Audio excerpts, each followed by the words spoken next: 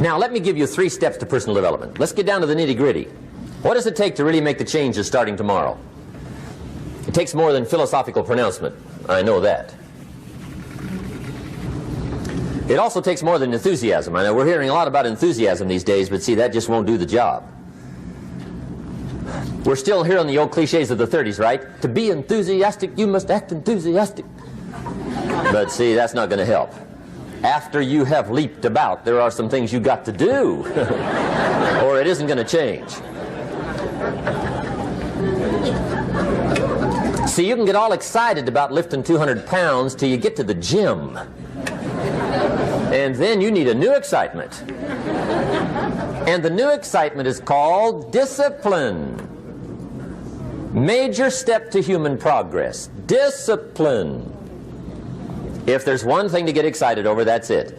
Get excited over your ability to make yourself do the necessary things. What could you make yourself do starting tomorrow that would change it all? No! Tell him. Now, see, that's exciting. On any given day, you can massively change the direction of your life. Murder is a clear example that any one person on any given day can forever alter the course of their life. It just happens to be a negative act.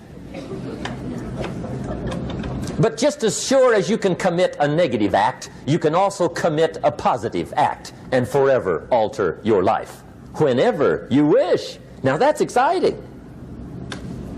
And whatever that act might be that changes your life.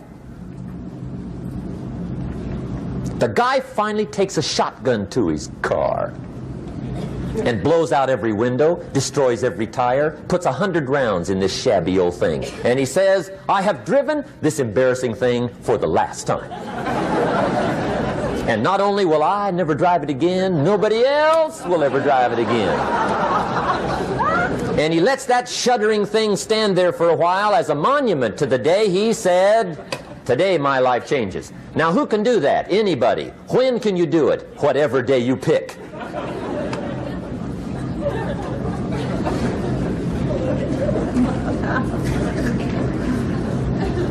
Now here's the key to discipline. Start with the little disciplines, get excited over the little disciplines, and get right on those, because those will lead to the big ones. You can't handle the big challenges in life unless you take on the little ones.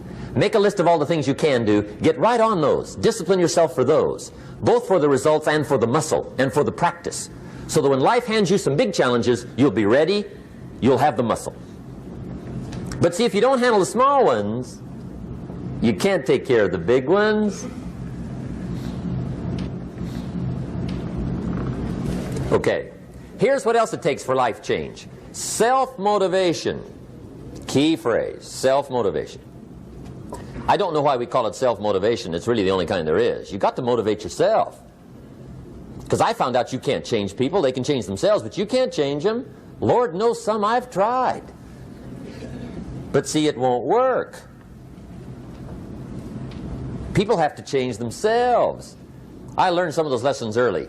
I built a little sales organization way back in those early days. I'm 25. And I had some nice people. I said, I'm going to make these people successful if it kills me. I almost died. Right? I mean, you can't do that.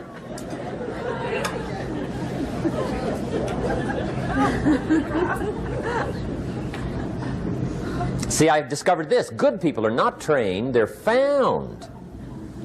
You find good people. You don't make them good, you find them good. Training really is for the purpose of finding good people. You don't need much instruction for a good person. Too much training probably means you got the wrong people.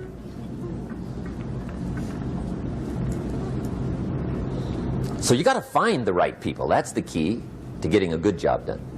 One of the major things we learn in management, lesson 1, don't send your ducks to Eagle School.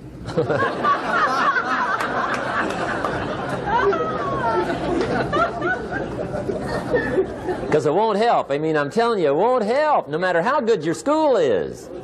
And the little eagle badge and little eagle hat, I'm telling you, it won't help. It won't help. You can tell whether your school's done any good, right, is when it's over. right? The duck goes for his first rabbit and makes him a friend. You say, no, no, no.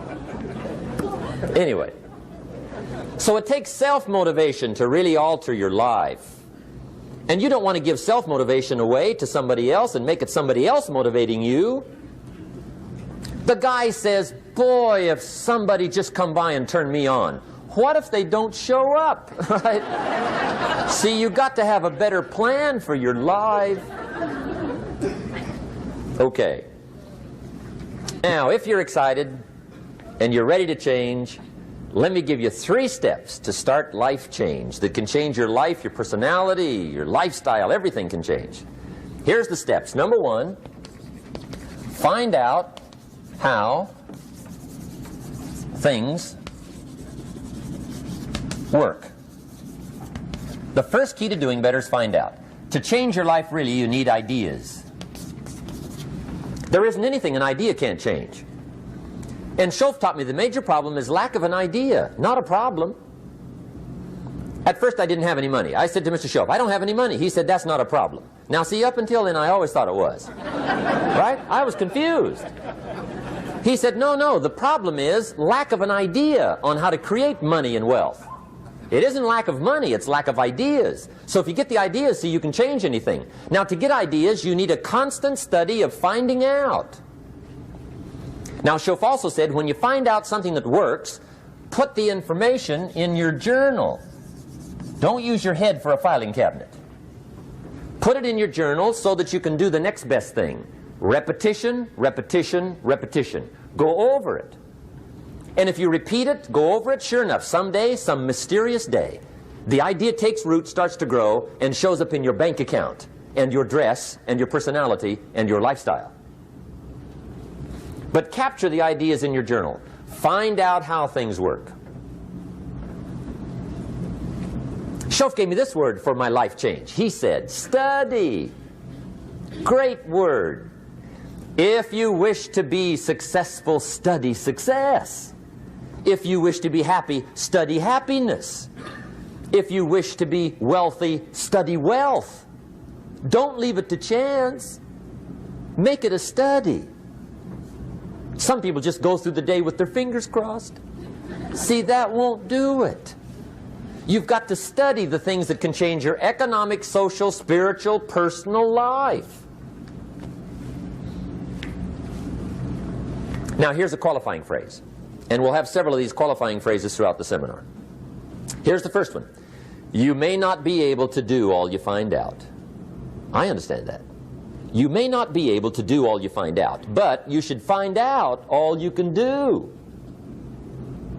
See, you don't want to wind up at the end of your life and discover that you've lived only 1/10 of it. And the other 9/10 went down the drain.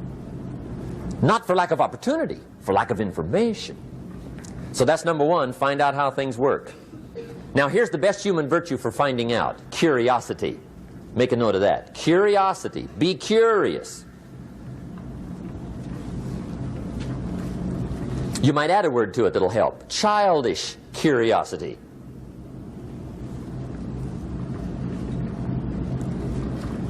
What will kids do if they want to know something bad enough? Bug you, that's the phrase. They can ask 1,000 questions. You think they're through? They got another 1,000. They'll drive you to the brink. It's a virtue. When you gotta know, be like a child. In fact, Jesus, the master teacher, said, unless you can become like little children, you might as well forget it. You don't have a prayer. Excellent advice. You got to be like children. 4 ways, in my opinion, to be like a child. Number 1 is curiosity. Number 2 is excitement.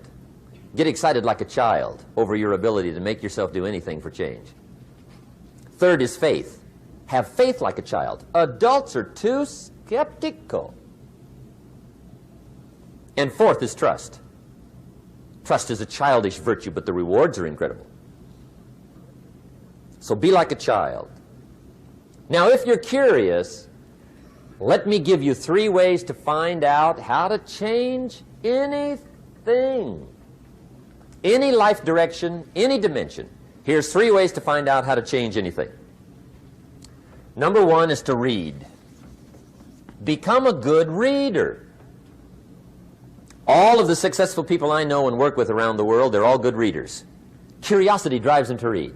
They got to know. They just read.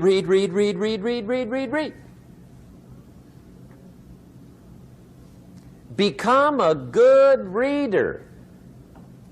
Now, that's my opinion. Listen to the other lecturers, and listen to me, and make up your own mind. Don't be a follower. Be a student. Okay? I say, really, for life change, you got to read. One way to learn is from your own experiences, but another way to learn is from other people's experiences. See, one book might save you 5 years if you read it. Did you know there's books on how to be stronger, more decisive? Be a speaker, be a leader, have a better effect on other people, develop your personality. Did you know there's books on that? And people don't read them? How would you explain that? And they can read? Did you know that hundreds of successful people have written their stories in books and they wrote down how they did it and people don't read it? How would you explain that? The guy's busy, I guess. You know, you get tied up. The guy says, well, yeah, you work where I work, but the time you struggle home, it's late. You got to eat a bite of supper, watch a little TV, get to bed. You can't sit up half the night reading. And the guy's behind on his car payment. Good worker, hard worker, sincere. But you got to be better than sincere and work hard.